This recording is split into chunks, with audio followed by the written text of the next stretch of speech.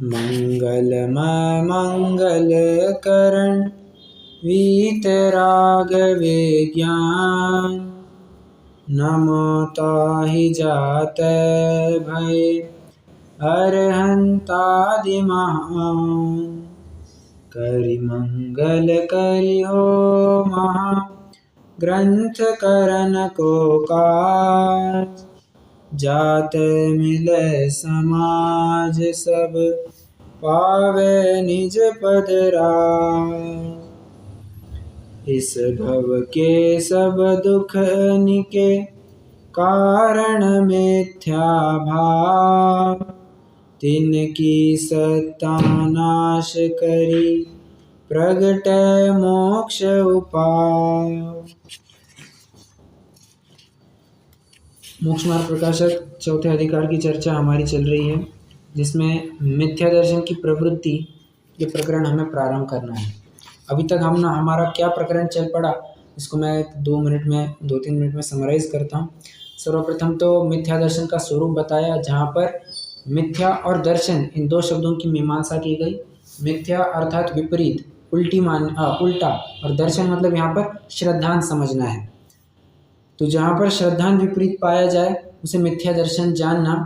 और फिर page number 77 उसमें कई सारी महत्वपूर्ण बातें आई थी कि भाई साहब आप जानने की बात कर रहे हैं, जानेगा तभी तो श्रद्धांत करेगा, तो पहले केवल ज्ञान होना चाहिए, बाद में सम्यक दर्शन होना चाहिए। ऐसा क्यों नहीं?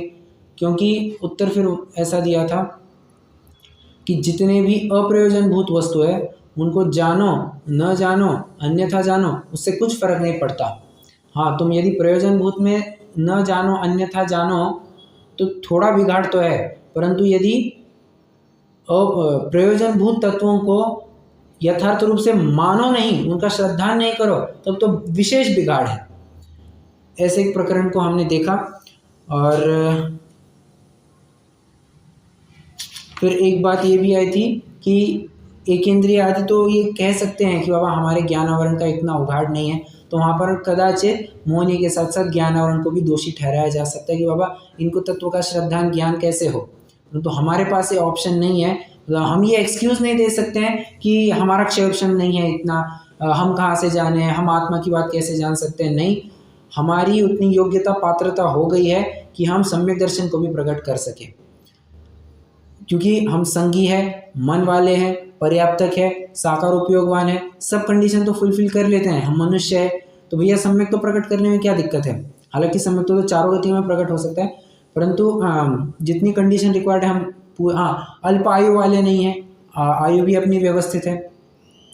तो सम्यक दर्शन प्रकट करना, इसलिए तुम अगर कह रहे हो कि हमसे नहीं हो रहा है, मतलब यहाँ पर तुम्हारे रुचि की कमी है। उसके बाद प्रयोजनभूत अप्रयोजनभूत वस्तुओं के बारे में हमने जाना। बाबा प्रयोजनभूत अप्रयोजनभूत वस्तुएं कौन कौन सी है? जीव, अजीव, आश्रव, बंध, संवर, निर्जरा और मोक्ष। जिसमें जीव और आप, प्रथम तो दुख दूर करने के लिए आपा पर का ज्ञान होना चाहिए। आपा और पर दो बातें आ गई, तो जीव और अजीव, इन्हीं को अगर इनमें से तुम कौन हो तो आपा, मैं कैसे सुखी होऊंगा? मोक्ष की प्राप्ति करने पर, इसलिए मोक्ष को जानना जरूरी। अब मोक्ष की प्राप्ति के लिए साधन क्या है? संवर निर्जरा। संवर निर्जरा क्या करते हैं भैया? कर्मों को आने से रोकते हैं, कर्मों की निर्जरा करते हैं। ये कर्म आए ही कैसे थे? क्योंकि आश्रव बंध हुआ था, इसलिए आश्रव बंध को भी जानना जरूरी है। साथ ही साथ पुण्य और पाप, इनकी जो विशेष है, इनको भी जानना जरूरी है, क्योंकि पुण्य और पाप ये हमारे जीवन के एक प्रकार से अभिन्न अंग है, बट नेचुरल है। या तो जीव शुभ भाव में रहेगा, या तो शुद्ध भाव में रहेगा, या अशुभ भाव में रहेगा, इन तीन में से ही कोई एक बात होगी। तो उपादेय तो शुद्ध भाव में ही रहना है, परंतु अगर तुमसे नहीं रहा जा रहा है तो तुम कुछ काल के लिए शुभ भाव में आ जाओ, पुण्य भाव करो, ताकि फिर से शुद्ध भाव में चले जाओ। हम तुम्हें शुभ भाव में इसके लिए आने नहीं कह रहे हैं कि तुम फिर से अशुभ भाव में चले जाओ, पाप बंद करने लग जाओ। और लास्ट में एक क्वेश्चन बहुत ज़बरदस्त पूछा था, जो अपनी आखिरी कक्षा में चर्चा हुई थी, कि आप कह रहे हो कि अजीव मतलब क्या? जो जीव नहीं सो अजीव। ऐसे में तो सब कुछ कवर हो जाता है, ऐसे में सब कुछ कवर हो जाता है, तो अप्रयोजनभूत वस्तु आप कहते कैसे हो? जब प्रयोजनभूत में ही सब कुछ कवर हो गया तो अप्रयोजनभूत को आप सॉरी अप्रयोजनभूत आप कैसे डिफाइन करेंगे? सिंपल सा उत्तर दिया, कहते हैं कि प्रयोजनभूत और अप्रयोजनभूत ये कोई अलग अलग वस्तुएं थोड़ी नहीं, कि हर एक के नेम प्लेट पर ऐसा थोड़ी लिखा है, कि सिर पर ऐसा थोड़ी लिखा है मैं प्रयोजनभूत हूँ, मैं अप्रयोजनभूत हूँ। नहीं, ये तो पूरी हमारी दृष्टि है कि उस वस्तु को हम कैसे देखते हैं। यदि पराई वस्तु को हम अपने रूप से देखते हैं तो अप्रयोजनभूत हो जाएगा, और पराई वस्तु को पर रूप से देखते हैं तो हमारे लिए प्रयोजनभूत हो जाएगा। पराई वस्तु को उसमें हम अच्छे बुरे के रूप में देखते हैं, अप्रयोजनभूत हो जाएगा। क्यों? अच्छा है बुरा है, इससे तुम्हारे सम्यक्त्व को, श्रद्धा को कुछ लेना देना नहीं है। समझ में आ रहा है? तो पूरा दृष्टि का फेर है जो उसी वस्तु को प्रयोजनभूत भी बना देती है, अप्रयोजनभूत भी बना देती है। अब इसके बाद मिथ्या दर्शन की प्रवृत्ति बताई जाएगी, जिसमें 7 तत्वों का जो अपन 7 तत्व संबंधी भूल कहते हैं, स्पेसिफिकली कहूँ तो अगृहीत मिथ्यात्व संबंधी चौथा अधिकार अगृहीत मिथ्यात्व के लिए है, तो उसकी चर्चा करने वाले हैं। आप कहेंगे 7वें अधिकार में भी तो ये 7 तत्वों की चर्चा की है, 7 तत्वों की भूल की चर्चा की है, वो गृहीत मिथ्यात्व से जुड़ी हुई है, ये अगृहीत मिथ्यात्व से जुड़ी हुई है। ठीक है, तो अगृहीत मिथ्यात्व के बारे में क्या कहते हैं अब इसको समझते हैं। परंतु चालू करने से पहले पंडित जी साहब कुछ एक बात कहना चाहते हैं, एक डिस्क्लेमर देना चाहते हैं, हम उसको थोड़ा समझते हैं, 5 मिनट उसके बारे में भी चर्चा करते हैं। पृष्ठ क्रमांक 80, मिथ्या दर्शन की प्रवृत्ति। अब संसारी जीवों के मिथ्या दर्शन की प्रवृत्ति कैसे पाई जाती है, सो कहते हैं यहाँ वर्णन तो श्रद्धान का करना है, परंतु जानेगा तो श्रद्धान करेगा, इसलिए जानने की मुख्यता से वर्णन करते हैं। सिंपल सी बात है, श्रद्धान तभी संभव है जब किसी वस्तु को जाना जाएगा। जब कोई वस्तु ज्ञान का विषय ही नहीं बनती है, वो श्रद्धान का भी विषय कैसे बन सकती है? फिर से पहले इस्तेमाल करे फिर विश्वास करिए, उदाहरण अपन लगभग लेते हैं। ठीक है, इस्तेमाल ही नहीं करोगे तो श्रद्धान कैसे करोगे? नहीं कर पाओगे। बराबर उसी प्रकार किसी वस्तु के ऊपर श्रद्धान करना है, कोई भी हो, पराई हो अपनी हो जैसी भी हो, उसके ऊपर श्रद्धान कब करोगे? जब तुम जानोगे तभी तो श्रद्धान करोगे। ऐसा कैसे? ऐसा कैसे? अरे हर जगह आप देख लेना, क्या हो, हाँ, हर जगह आप देख लेना आध्यात्मिक ग्रंथों में ज्ञान प्रधान ही कथन किया गया है, सर्वत्र ज्ञान प्रधान कथन किया गया है। समय सार तो पूरा ज्ञानी अज्ञानी इसी के ऊपर बेस्ड है। ज्ञानी ऐसा करता है, अज्ञानी ऐसा करता है, ज्ञानी की ऐसी प्रवृत्ति होती है, अज्ञानी की ऐसी प्रवृत्ति होती है। पूरा ज्ञानी और अज्ञानी के टर्म्स में ही बात करते हैं। वहाँ पर श्रद्धानी अश्रद्धानी मिथ्या श्रद्धानी ऐसा नहीं कहते हैं, ज्ञानी अज्ञानी के टर्म्स में बात करते हैं। और देखिए ना, एक उसकी 17वीं 16वीं 17वीं 17वीं 18वीं गाथा है समय सार की। जहनाम को विपुरिसो रायाणम जानियूण सदहति, जानियूण सदहति, जानकर श्रद्धान करता है। एक मैं आपको कुछ दाखले दे रहा हूँ, मैं ये क्यों बता रहा हूँ? इसलिए बता रहा हूँ क्योंकि अध्यात्म की टोन ही ज्ञान परक है, पूरी ज्ञान परक बात करते हैं। इसलिए यहाँ पर सम्यक दर्शन आदि की भी बात करनी है ना, तो पूरी ज्ञान परक बात करनी है। यहाँ पर ज्ञान को हीरो बनाया जाएगा।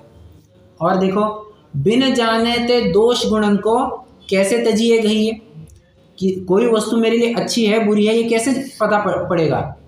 जब मैं उसको जानूंगा तभी तो पता पड़ेगा। ठीक है, ये अच्छी है या बुरी है। और एक वैसे ही आधार देना चाहूँगा, परंतु आप अपने रेफरेंस में ज़रूर बना सकते हैं। गोमठ सार में भी ऐसी एक बात आ जाती है। क्या? वे कहते हैं तुम्हें श्रद्धान करना है, तुम्हें आत्मा का श्रद्धान करना है, सप्तभंगी का तुम्हें श्रद्धान करना है, उसका आधार लेना है। तो कैसे होगा? तो सबसे पहले तो दर्शनोपयोग कार्य अपना कर लेगा। दर्शनोपयोग करने के बाद तुम्हारा ज्ञान सक्रिय होगा, और ज्ञान सक्रिय होने के बाद तुम श्रद्धान कर पाओगे। मतलब वहाँ पर भी एक बात आ जाती है कि जानेगा तभी तो श्रद्धान करेगा। ठीक है, चौथे ढाल में भी देख लीजिए। चौथे ढाल में क्या है? पूरी ज्ञान की मतलब आधा अधिकार जो पूर्वार्ध है चौथी ढाल का, वो तो पूरा का पूरा ज्ञान की महिमा है। हाँ, जे पूरब शिव गए आही जाही अरु आगे जय है, सो सब महिमा ज्ञानतनि मुनिनाथ कहे, ज्ञान की पूरी महिमा गाई जाती है। हाँ, तद्विपरीत आप अगर आगम ग्रंथों को विचार करेंगे तो वहां पर भी श्रद्धान को हीरो बनाया जाता है। जैसे जैसे उदाहरण दीजिए, आगम के ग्रंथों में श्रद्धान को हीरो बनाया जाता है। जैसे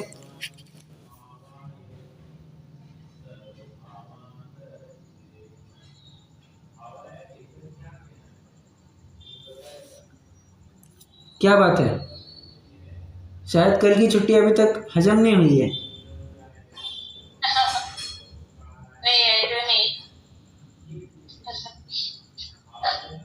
श्रद्धान की बात तो हर एक आगम में है ना, जैसे कि रत्नाकरण श्रावकाचार है, उसमें भी सम्यक दर्शन की महिमा है।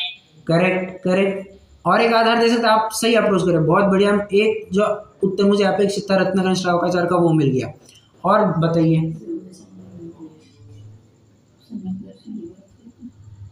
फिर ये कौन सा ग्रंथ, बड़ा फेमस ग्रंथ है, सम्यक दर्शन ज्ञान चरित्राणि मोक्ष मार्ग। आ गई बात। तत्वार सूत्र में भी यहीं से शुरुआत की है। आप कहते हैं कि ये रत्नाकरण श्रावकाचार्य में, अरे पहला अधिकार तो सम्यक दर्शन अधिकारी था, और उसमें भी देखिए ना, क्या है, विद्यावृत्ति से संभूति स्थिति वृद्धि फलोदय न संत्य सति सम्यक्त्वे बीजा भावे तरोरेव। जिस प्रकार बीज के बिना वृक्ष का उसकी सत्ता, उसका उद्धार, उसकी फल की प्राप्ति आदि नहीं हो सकती है, तो उसी प्रकार सम्यक दर्शन के बिना मोक्ष मार्ग की प्राप्ति नहीं हो सकती। आदि आदि आप लगा लेना। मैं ये सब क्यों बता रहा हूँ, देखो ये आध्यात्मिक प्रकरण चल रहा है, तो यहाँ पर जानने की मुख्यता से श्रद्धान का कथन करना है। तो यहाँ पर पूरी टोन ज्ञान ज्ञान ज्ञान की चलेगी। जीव ने ऐसा जाना, तब जाकर के उसको मिथ्यात्व हुआ। भले आदमी मिथ्यात्व है तो श्रद्धान का प्रकरण है, तुम ज्ञान से कैसे कह रहे हो? अरे वही तो हम कहना चाह रहे हैं कि यहाँ पर ज्ञान परक, ज्ञान के द्वारा श्रद्धान का कथन करना है, ज्ञान मुखेन श्रद्धान का कथन किया जा रहा है। ठीक है, तो इतनी बात समझना। अब हम अपने प्रकरण की तरफ बढ़ते हैं। जीव अजीव तत्व संबंधी अयथार्थ श्रद्धा। देखो, आप चाहे तो एक छोटा सा चार्ट बना सकते हैं, जो आगे आने वाला प्रकरण है उसमें आपको बड़ी सहायता हो जाएगी। छोटा सा ही चार्ट बनेगा, ज़्यादा कोई बड़ा चार्ट भी नहीं बनेगा। लेफ्ट साइड में लिखिए जीव और राइट साइड में लिखिए पुद्गल।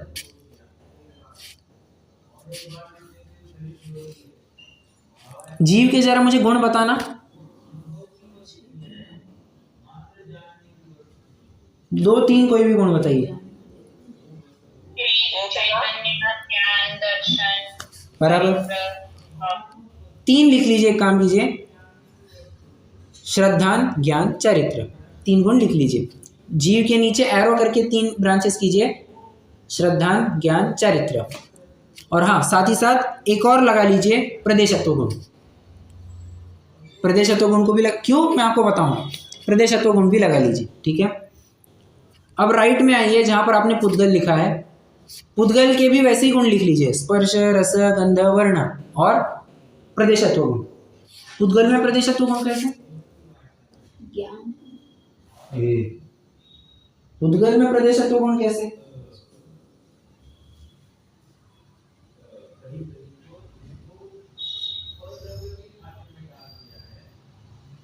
बड़ा सरल प्रश्न है।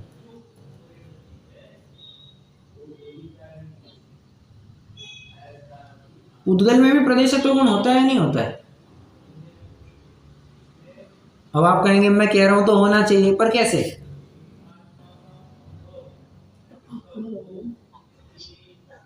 इसकी व्याख्या बोलिए तो हम बता पाएंगे। क्या क्या? गुण की व्याख्या बोलिए।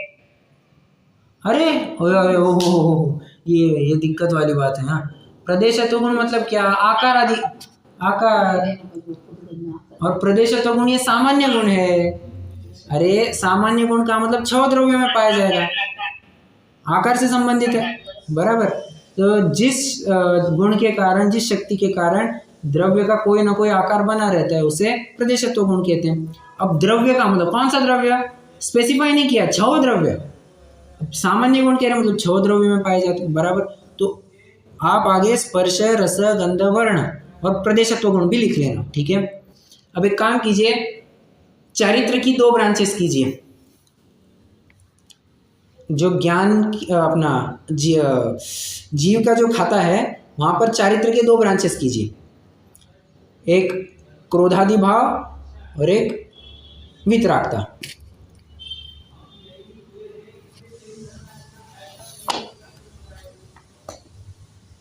लिख लिया, क्रोधादि भाव और वितरागता। और जो जीव के नीचे अपन ने प्रदेशत्व गुण लिखा है उसके नीचे एरो करके लिखिए देह प्रमाण।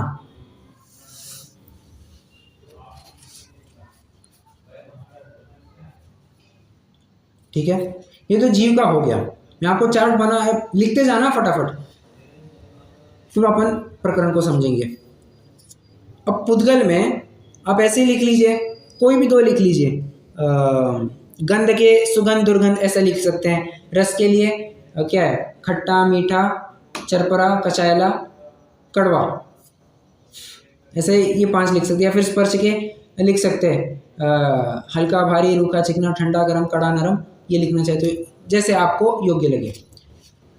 गंध के 2 बनाएंगे तो छोटा चार्ट बनेगा तो आपके लिए बेहतर रहेगा। और जो प्रदेशत्व गुण है पुद्गल के लिए अपन ने लिखा हुआ, उसके नीचे एरो करके लिखिए शरीर, टेम्पररी लिख लीजिए शरीर।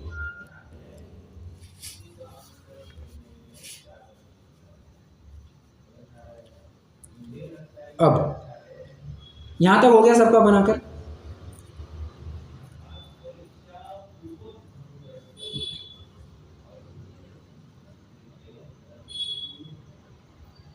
यहां तक हो गया,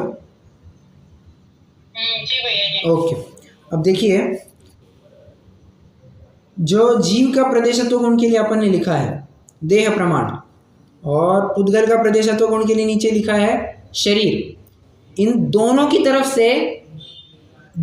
से एरो निकालिए और लिखिए असमान जाति द्रव्य पर्याय। असमान जाति द्रव्य पर्याय, दोनों के लिए कॉमन पॉइंट आएगा। दोनों के एरो करके लिखिए कॉमन पॉइंट, असमान जाति द्रव्य पर्याय।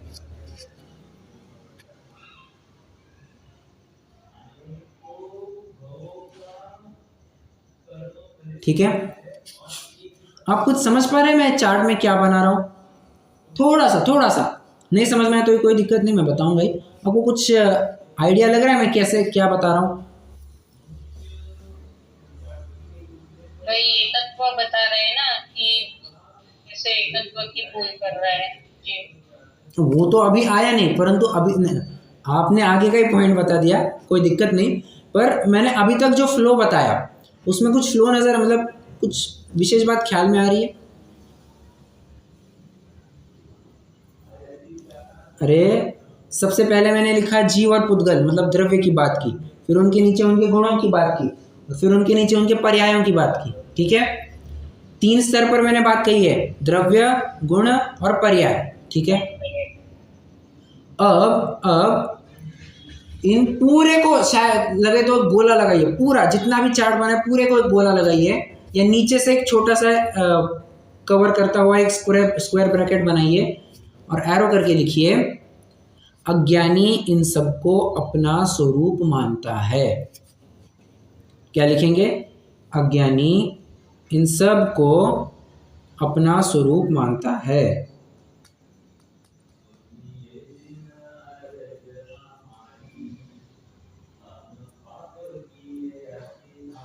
देखो समझ में आ रहा है? अब ये चार्ट में यहाँ पर पूरी 3 बात की है, एक द्रव्य अपेक्षा, एक गुण अपेक्षा और एक पर्याय अपेक्षा। मतलब आप समझ रहे हैं, अज्ञानी किसी एक विशिष्ट प्रकरण में भूल नहीं करता है। अगर वो एक जगह पर भूल करता है तो यूँ समझिए वो सभी जगह भूल कर ही लेता है। देखिए ना, होता है ना, कोई मैथ्स का कोई क्वेश्चन होता है, साइंस का, ऐसे कोई फिजिक्स केमिस्ट्री के कोई क्वेश्चन होते हैं जहाँ पर पहले ही तुम्हारी स्टेप अटक गई, पहले स्टेप में सॉल्व करते करते अटक गए, स्टेप 2, 3, 4 सब अटकते जाते हैं और अल्टीमेटली जो फाइनल आंसर आना था वो गलत आ जाता है। उसी प्रकार तुमने एक जगह भूल की है मतलब ये समझ लेना कि तुमने सभी जगह भूल की है, बस यहाँ पर वो भूल फोकस होकर के आ रही है। किस किस प्रकार फोकस होती आ रही है? द्रव्य मूर्ता, गुण मूर्ता, पर्याय मूर्ता। आधार प्रवचन सार गाथा 93 आपको देखना चाहिए, जहाँ पर पज्जय मूढ़ा ही पर समया कह करके जो व्यक्ति पर्याय में ही मूढ़ है उसे पर समय कह दिया, ठीक है। और सिर्फ पज्जय मूढ़ा कह करके सिर्फ पर्याय मूर्ता की बात नहीं की है, गुण मूर्ता और द्रव्य मूर्ता की भी बात की है। What do you mean by द्रव्य मूर्ता? कोई थोड़ा सा लॉजिकली बताइए, द्रव्य मूर्ता मतलब क्या? मैं कोई टेक्निकल परिभाषा नहीं पूछ रहा हूं, आपको क्या समझ में आता है द्रव्य मूर्ता से? जीव को अजीव मानना, परफेक्ट परफेक्ट। मूर्ता मतलब क्या? तुम्हारा उस संबंधी अज्ञान है। अज्ञान है मतलब क्या? तुमने स्वरूप को सही से नहीं समझा। स्वरूप को कैसे नहीं समझा? अरे तुम जीव को अजीव मान रहे हो, अजीव को जीव मान रहे हो। मैं शरीर वाला, तन उपजत अपनी उपज जान, और तन नशत आपको आपको आपको नाशमान। ये शरीर मरने लगे तो लगता है हाय मैं मर रहा हूँ, हाय मैं मर रहा हूँ, मैं हर जगह वो मैं जोड़ करके काम करता है। पर्याय हो रही है परंतु उसमें ये मेरी पर्याय है, ये ऐसा जोड़ रहा है। और ज्ञानी क्या करता है? होती हुई क्रिया में अपना मैं हटा देता है। देखो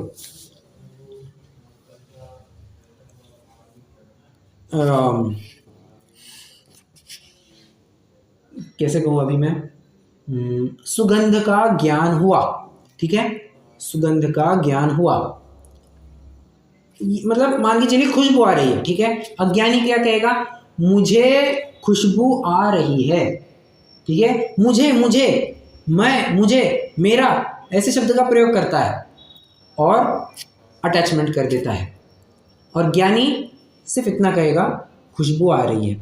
अच्छा एक बात और बता दूं, अब कभी ये मत कहना कि ज्ञानी कभी मैं मेरा ऐसा कुछ करता नहीं करता हुआ पाया जाएगा, परंतु अध्यात्म की बात ही ऐसी है, वो श्रद्धानी उसका सच्चा हो गया है।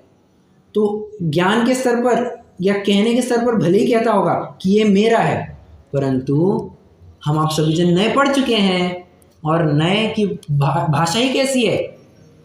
कहना परंतु मानना नहीं। ज्ञानी ऐसा ही तो करता है। ज्ञातुर अभिप्रायो नया, वक्तुर अभिप्रायो नया, मतलब ज्ञाता के क्या कहते हैं, ज्ञाता के अभिप्राय को नहीं कहते हैं, उसके अभिप्राय में कोई खोट नहीं बैठी है, वो तो बस कह रहा है, वैसा जान रहा है, ठीक है। खैर मैं तो क्या कहना चाह रहा हूँ, वो तो द्रव्य मूर्ता कर गया। अब गुण मूर्ता कैसे संभव है?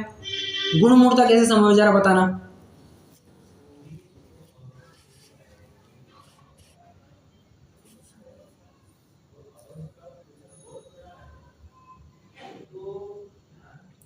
गुरु मूर्ता पूछना नहीं, गुरु गुण गुण गुरु नहीं, गुण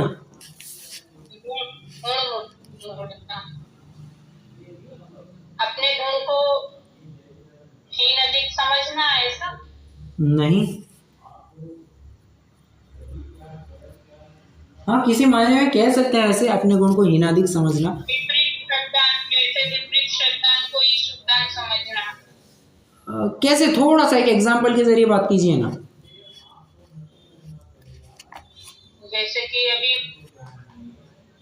जैसे कि शरीर अलग है और जीव अलग है, लेकिन मैं श्रद्धा ऐसे ही करता हूँ कि नहीं दोनों एक ही है, तो वो अपने गुण में भी विपरीतता आ ही जाएगी। और ज्ञान है तो वो ज्ञानावरण के क्षयोक्षम है समझो। हाँ लेकिन उसको ही अपना ही रूप मान लेता हूँ कि जो क्षयोक्षम है वही मैं हूँ, ऐसे करेक्ट। आपने वैसे कहूँ तो पर्याय मूर्ता को भी यहाँ पर इंक्लूड कर दिया, पर कोई बात नहीं, बहुत बढ़िया। देखो आपने अभी चूंकि ज्ञान का प्रकरण उठा ही लिया है तो वैसी बात कर लेते हैं। ये क्या मानता है? कैसे जानता हूँ? मैं इंद्रियों से जानता हूँ। हैं? इंद्रियों से जानता हूँ? कैसे? तू तो ज्ञान से जानता है ना। मात्र जानना मेरा काम। तो तू जाननहारा है, कैसे जानता है? इंद्रियों से। दिक्कत बड़ी हो जाएगी, बड़ी दिक्कत हो जाएगी। क्यों? फिर सिद्ध भगवान की तो आंखें ही नहीं है, सिद्ध भगवान के तो कान ही नहीं है, उनकी तो इंद्रियां ही नहीं है, तो क्या उनके जाने पर प्रश्न चिन्ह उपस्थित करेंगे क्या? ओ, बात तो सही है, बात तो सही है। मतलब तू जान रहा है तो अपने ज्ञान की वजह से जान रहा है, और ऐसा न मानकर अज्ञानी क्या विचार करता है? मैंने आंखों से देखा, मैंने हाथ से स्पर्श किया, मैंने कानों से सुना। समझना, यहाँ पर हर जगह मैंने मैंने मैंने मैंने प्यार किया नहीं मैंने क्या कहते हैं, शरीर से स्पर्श से जाना, मैंने जीभ से चखा, मैंने कान से कहाँ से सूंघते हैं, नाक से सूंघा, आँख से देखा, कान से सुना, मन के माध्यम से विकल्प किया जाना। ये क्या हो गया? ये एक प्रकार से पर्याय में मूर्ता कर दी इसने, एक्सट्रीमली सॉरी, गुण में मूर्ता कर दी इसने। ठीक है, स्पर्श आदि करना ये तो पुद्गल का काम था, तूने अपना स्वरूप कैसे मान लिया? स्पर्श रस गंध वर्ण तो भले आदमी पुद्गल के हैं काम, तूने अपना काम कैसे मान लिया? गुण मूर्ता। और पर्याय मूर्ता, पर्याय मूर्ता मतलब जो तुम्हारी पर्याय है, वर्तने वाली पर्याय है, वो पर्याय को अपना मानना। जो एक्टिविटी चल रही है उस चलती हुई एक्टिविटी को अपना मानता है। ठीक है, या अपने द्वारा किया हुआ मानता है, अपने द्वारा भोगा हुआ मानता है, या उसमें अपना स्वामित्व जोड़ता है। कुल मिलाकर के आप समझ गए होंगे, एकत्व, ममत्व, कर्तृत्व, भोक्तृत्व, चारों बातें लगा करके वो अपना श्रद्धा ही विपरीत कर देता है। ठीक है, अब इसमें एक बात रह गई कि श्रद्धा ज्ञान चरित्र की बात होगी, स्पर्श रस गंध वर्ण की बात होगी। प्रदेशत्व गुण का क्या? प्रदेशत्व गुण का मैंने आपको ये सब बताया कि असमान जाति द्रव्य पर्याय। अभी असमान जाति द्रव्य पर्याय वगैरह क्या है, इसको मैं आपको कुछ टाइम में थोड़ा सा एक्सप्लेन करता हूँ, परंतु यहाँ तक का प्रकरण समझ में आया क्या, मुझे ये बताइए, फिर मैं आगे बढ़ता हूँ।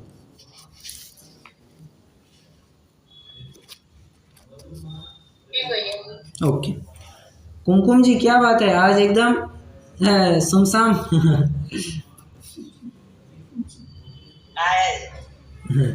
ठीक है ठीक है, चलिए पृष्ठ क्रमांक 80 पर आ जाइए। जीव अजीव तत्व संबंधी अयथार्थ श्रद्धा। अनादिकाल से जीव है, वह कर्म के निमित्त से अनेक पर्याय धारण करता है। अब पहली सेंटेंस में मेरा आपसे एक प्रश्न है, देखिए, पर्याय किसकी होती है? द्रव्य की होती है, गुण की? मुझे ये बताइए, गुण की पर्याय होती है, बराबर? पर्याय की परिभाषा बताना जरा। प्रवेशिका में पर्याय की परिभाषा क्या पढ़ी है? अब ना नहीं कहना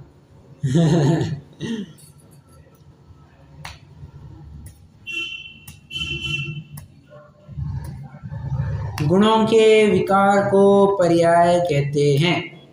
मैं आपको प्रश्न नंबर भी बताता हूँ, क्वेश्चन नंबर 38 पढ़ लेना, वहाँ पर आपको पर्याय की परिभाषा 38 39 कुछ भी है, कुछ तो है, वो आप पढ़ लेना। गुणों के विकार को पर्याय कहते हैं, पर्याय की परिभाषा वहाँ बता दी। विकार मतलब क्या? विशेष कार्य। अब विशेष कार्य किस रूप हो सकता है भाई? किसी भी रूप हो, किसी भी रूप हो, चाहे स्वभाव रूप हो चाहे विभाव रूप हो, उसका परिणाम चल रहा है ना, उसी को हम विकार कह रहे हैं। ठीक है, अब समझना, यहाँ पर क्या कह रहे हैं? कर्म के निमित्त से अनेक पर्याय होती है। अभी अभी क्या कहा? गुणों के विकार को पर्याय कहते हैं, और यहाँ पर क्या कह रहे हैं? कर्म के निमित्त से अनेक पर्याय होती है। कौन सी बात सही है?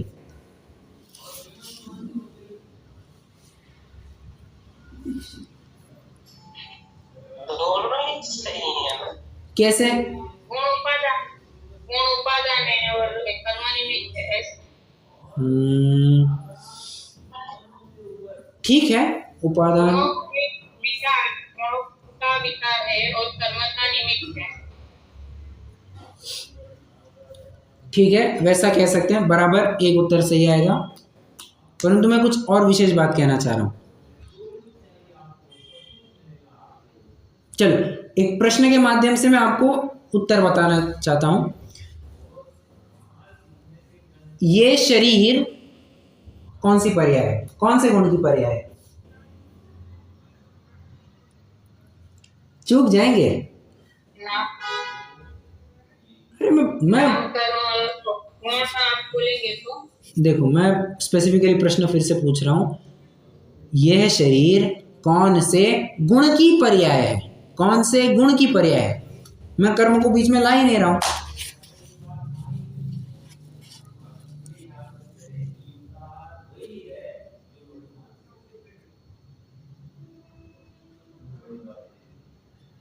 तो समझिए, देखिए, अब ये थोड़ी इंटरेस्टिंग बात है। ये किसी गुण की पर्याय नहीं है, ये तो दो द्रव्य जब एक क्षेत्र अवघारूप आए उनकी एक विशिष्ट पर्याय है। ठीक है, ये कोई किसी विशिष्ट द्रव्य की विशिष्ट गुण की पर्याय आप खोजने जाएंगे आपको कुछ नहीं मिलेगा। ये तो दो द्रव्य जब एक क्षेत्र अवघारूप आए, जीव और पुद्गल, जीव और शरीर, तब ये जो अवस्था हम देख रहे हैं, ये शरीर, ये वो पर्याय है। ठीक है, देखो, पर्याय दो प्रकार की होती है। एक समान जात एक होती है गुण पर्याय और एक होती है द्रव्य पर्याय। क्या कहा? एक होती है गुण पर्याय और एक होती है द्रव्य पर्याय। क्या क्या अंतर है दोनों में? गुण पर्याय बोले तो एक ही द्रव्य के अपने अनंत गुणों की पर्याय, जैसे जैसे अरहंत। प्रश्न है मेरा, अरहंत कौन से गुण की पर्याय है?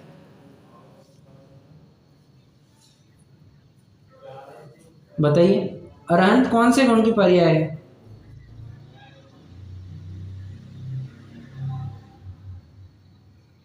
कोई एक गुण की पर्याय नहीं है। बराबर, ये कोई एक गुण की, हाँ, ये कोई एक गुण की पर्याय नहीं है, ये अनंतों गुणों की एक विशिष्ट पर्याय है। अनंत गुण में क्या? ज्ञान का स्वाभाविक परिणमन, श्रद्धान का स्वाभाविक परिणमन, और समझना, प्रदेशत्व गुण का अभी विकारी परिणमन चल रहा है। ठीक है, वो भी आएगा। तो अनंत गुण, एक ही द्रव्य के अनंत गुणों की एक युगपत जो आप पर्याय देख सकते हैं, जो अल्टीमेट रिजल्ट देख रहे हैं, उसे गुण पर्याय कहते हैं। एक द्रव्य के अनंत गुणों की पर्याय, सुगुण पर्याय। समझना, ये कंसेप्ट बहुत बारीक कंसेप्ट है। द्रव्य पर्याय किसे कहते हैं? यहाँ पर एक द्रव्य नहीं, यहाँ पर दो अलग अलग द्रव्यों की जो पर्याय होती है, उसे द्रव्य पर्याय कहते हैं। जैसे जैसे शरीर, जीव और पुद्गल का एक विशिष्ट संबंध है, एक विशिष्ट बॉन्ड है, जो हम शरीर के रूप में देख रहे हैं। ठीक है, अब द्रव्य पर्याय के भी दो भेद होते हैं। कौन से? समान जातीय और असमान जातीय। इसी आपने कई बार सुना होगा, ये समान जाति द्रव्य पर्याय क्या है, असमान जाति द्रव्य पर्याय क्या है। ये उसका रहस्य है। कितने जन फॉलो कर रहे हैं?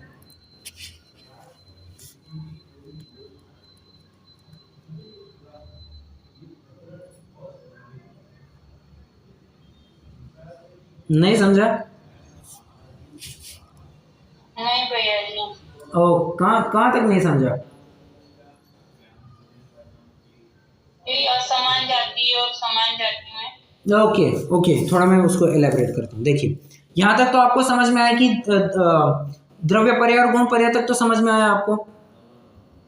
जी भैया जी, वो तो आया। ओके, ठीक है। अब देखिए, द्रव्य पर्याय के दो हिस्से, एक समान जातीय द्रव्य पर्याय, एक असमान जातीय द्रव्य पर्याय। असमान जातीय द्रव्य पर्याय जैसे दो अलग अलग जाति के द्रव्य, असमान जातीय, नाम नहीं छिपा है, जिन द्रव्यों की जाति समान नहीं है, असमान जाति। ठीक है, उनकी विशिष्ट पर्याय। जैसे ये सिर्फ जीव और पुद्गल में ही संभव है, ये शरीर। ठीक है, और समान जाति में तो एक ही आएगा ना।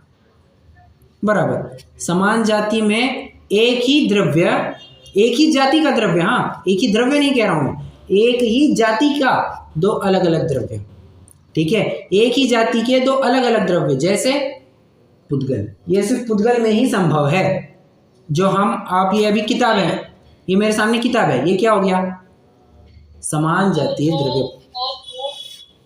और जो धर्म द्रव्य की पर्याय होती है या धर्म द्रव्य की, तो वो उसे क्या कहते हैं? तो वो उनकी उनकी अपनी गुण, उनकी अपनी गुण पर्याय, उनकी द्रव्य पर्याय नहीं कहेंगे आप, उनकी द्रव्य पर्याय नहीं कह सकते आप। क्यों? क्योंकि उनका कोई मिक्सचर दिख ही नहीं रहा है ना। दो वस्तुएं आकर के मिली है और उनके मिलने से कोई एक तीसरी वस्तु तैयार हुई है, बराबर। देखो, अजीव अलग है, जीव अलग है, वो दोनों आकर के मिले तो ये शरीर रूप कोई तीसरी एंटिटी दिखाई दे रही है, ठीक है, ऐसा समझना। ओके, हाँ, तो ये धर्म द्रव्य, अधर्म द्रव्य, आकाश और काल, उनकी गुण पर्यायी होती है, द्रव्य पर्याय नहीं होती। और मोक्ष में सिद्ध भगवान की भी गुण पर्यायी होगी, करेक्ट करेक्ट करेक्ट करेक्ट, सही समझा आपने, सही समझा। समान जाति में सिर्फ पुद्गल आएगा और असमान जाति में जीव और पुद्गल। बराबर बराबर, सही समझा आपने। आज कोमल जी एकदम धड़ाधड़ आंसर दे रहे हैं। चलो, बहुत अच्छा। देखो, तो ये पूरा कंसेप्ट था पर्यायों के बारे में। तो जहाँ यहाँ पर जो लिखा है ना, कर्म के निमित्त से अनेक पर्याय धारण करते, तो यहाँ पर अनेक पर्याय मतलब क्या, असमान जाति द्रव्य पर्याय, ये समझना। अब समझा क्या ये अनेक पर्याय का क्या अर्थ है? जी भैया। Okay, good.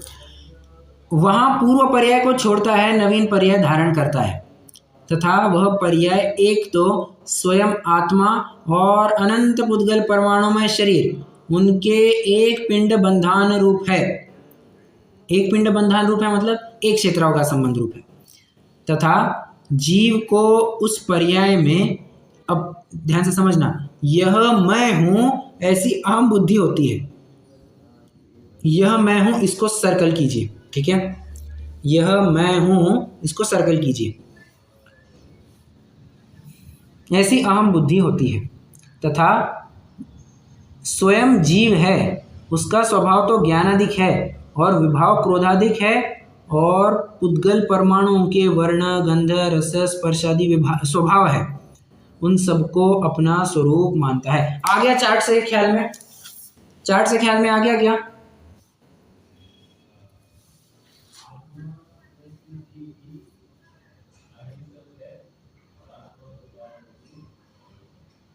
नहीं ख्याल में आया? चार्ट जो मैंने अभी आपको बनाया, हाँ भैया जी, मालूम पड़ा। हाँ, मैं वही पूछ रहा हूँ।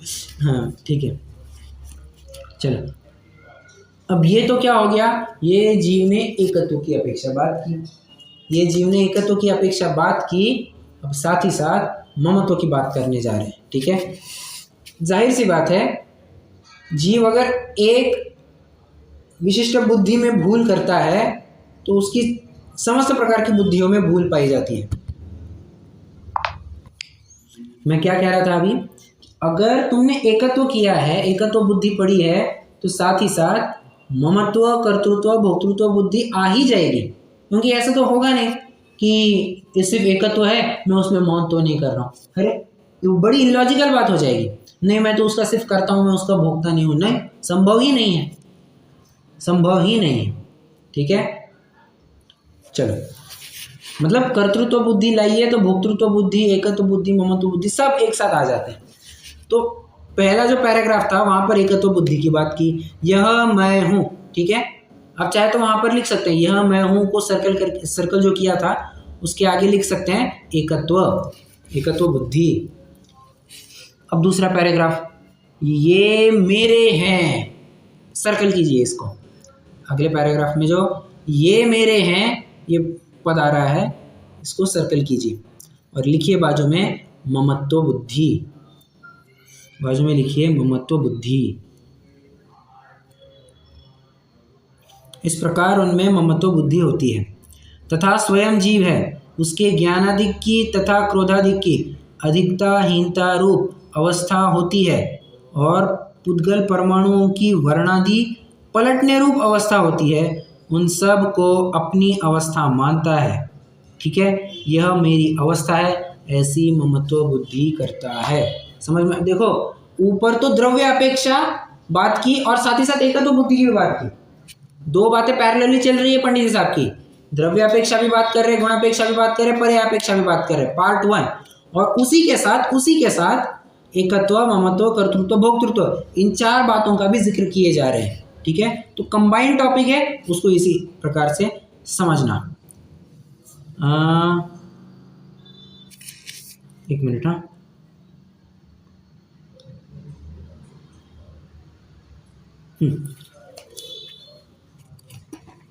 अब देखो एकत्व ममत्व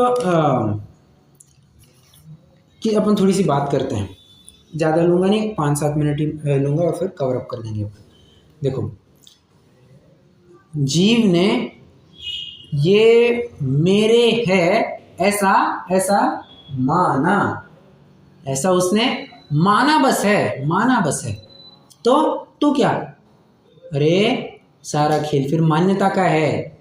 प्रश्न है मेरा, देखो हम क्या कहते हैं, ये मेरी गाड़ी है, ये मेरा घर है। प्रश्न है मेरा, घर पर जरा किसी कोने में दिखाना, मेरा लिखा हुआ है, मेरा घर, ऐसा कहाँ लिखा है?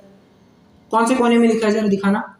या गाड़ी के कौन से सीट पर लिखा है, ये मेरी गाड़ी है? गाड़ी में मेरा तेरा पना, सब दिल के कोने में लिखा रहता है। क्या?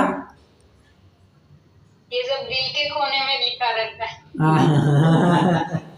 दिल के कोने में लिखा रहता है। हाँ, और दिल के कोने में होना हो, बिल के कोने में तो होता ही है।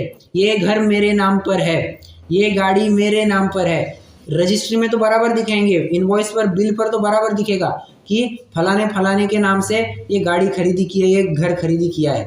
परंतु अल्टीमेटली विचार करें तो वो गाड़ी का मालिक, वो गाड़ी स्वयं है, वो गाड़ी के मालिक, वो देखिए ना, यहाँ पर वो गाड़ी अपने नाम पर होने से पहले कहाँ पर थी? शोरूम में थी। मतलब उसका मालिक कौन था? बजाज वाला था, वो टीवीएस, हीरो होंडा वाला जो कुछ भी हो, वो उसका मालिक था।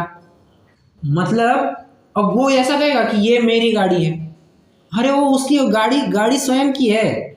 ठीक है, तुमने घर पर खरीद करके लाई, तुम्हारी हो गई, तुमने माना बस है। ठीक, मान के चलो गाड़ी का एक्सीडेंट हो गया, या कोई गाड़ी उठा करके लेके गया, पुलिस वाला आगे गाड़ी उठा करके लेके गया, मेरी गाड़ी, तुम्हारी गाड़ी, दिखाना जरा तुम्हारी गाड़ी कौन सी है। मतलब बात ऐसी है कि पूरा मान्यता के स्तर पर है। अरे कल परसों बात आई थी ना, तो पूरा दृष्टि का फेर है। तुम जैसे देखोगे वस्तु अपने आप वैसे दिखने लग जाएगी। और बताता हूँ मैं, ये नोटबुक है मेरे सामने, ठीक है, मैं क्या कहूँगा, ये नोटबुक है। ठीक है, आपको अगर मैं पूछूं भैया ये क्या है, तो आप कहेंगे नोटबुक है। ठीक है, परंतु मैं क्या कहता हूं, ये मेरी नोटबुक है। प्रश्न है कौन से कोने में लिखा है कि ये मेरी नोटबुक है। और कुछ दिनों पहले तुम दुकान में गए थे, दुकान पर यहीं पर किसी कोने में पड़ी हुई थी, तुम वहां से उठा करके लाए। ठीक है, तो तब तो वहां पर कुछ लिखा नहीं था ये मेरी नोटबुक है। ये तो तुमने कुछ कंसिडरेशन, कुछ पैसा पे किया, उसके बदले में तुम किताब, नोटबुक खरीद करके लाए और फिर उसको मेरा तेरा कहने लग गए। मतलब क्या पैसे देने मात्र से वो वस्तु मेरी तेरी हो जाती है? नहीं, इतने भर से तो बात नहीं होती है। वो मान्यता के स्तर पर है, वो पूरा मान्यता के। और देखो ना, थोड़ा सा लोक व्यवहार की भी बात करता हूँ मैं। मतलब कि अब थोड़ा सा उदाहरण आपको थोड़ा विचित्र लगेगा, पर मुझे मेरे दिमाग में वैसे ही उदाहरण आ रहा है। 2 नौजवान जो छोकरे लोग, मैं लिटरली छोकरे लोग ऐसे ही कहना चाहूँगा, जो थोड़े से अपने आप को ज़्यादा होशियार समझते हैं। मान के चलो 2 लड़के एक लड़की के पीछे लट्टू हो गए, एक लड़की पर लट्टू हो गए। ठीक है, और एक लड़का क्या कहता है, वो मेरी है, दूसरा लड़का क्या कहता है, वो मेरी है। प्रश्न है मेरा, किसकी है वो लड़की किसकी है?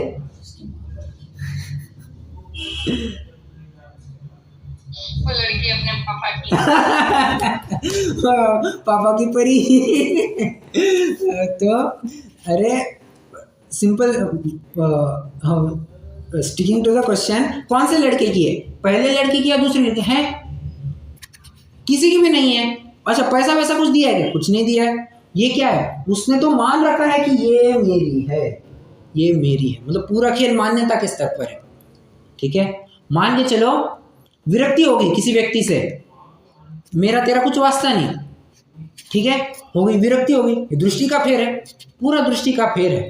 ठीक है, वैसे एक चुटकुला भी सुनाना चाहूँगा, मैंने सुना हुआ है, मुझे अच्छा लगा इसी संदर्भ में, तो मैं आपको बताता हूँ। समय के बढ़ने के साथ उम्र का बढ़ना कुदरत का तकाजा है, माने ही नहीं तो भला बुढ़ापा कहाँ है? समझ में आया क्या?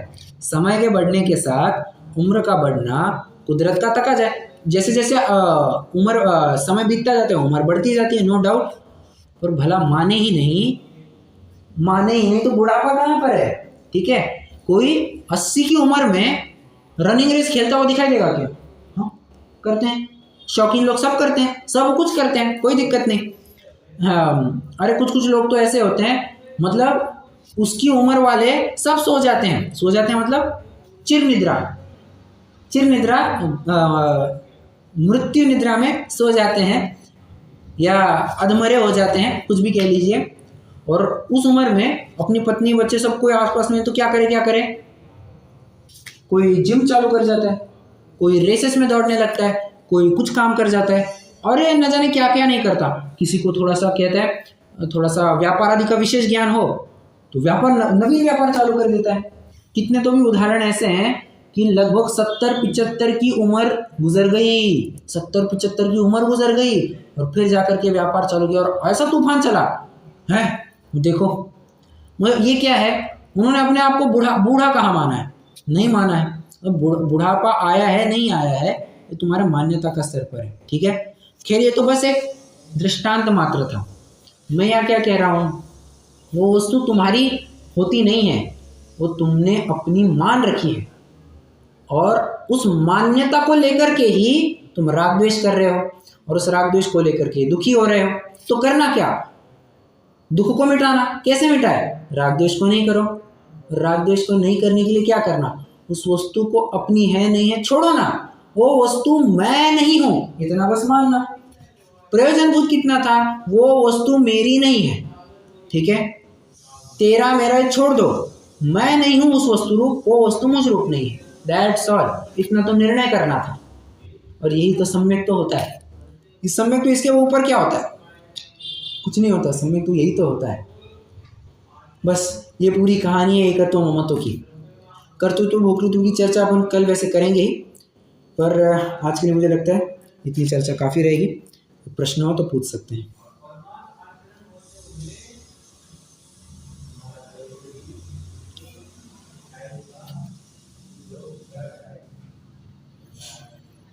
चलिए रुकते हैं।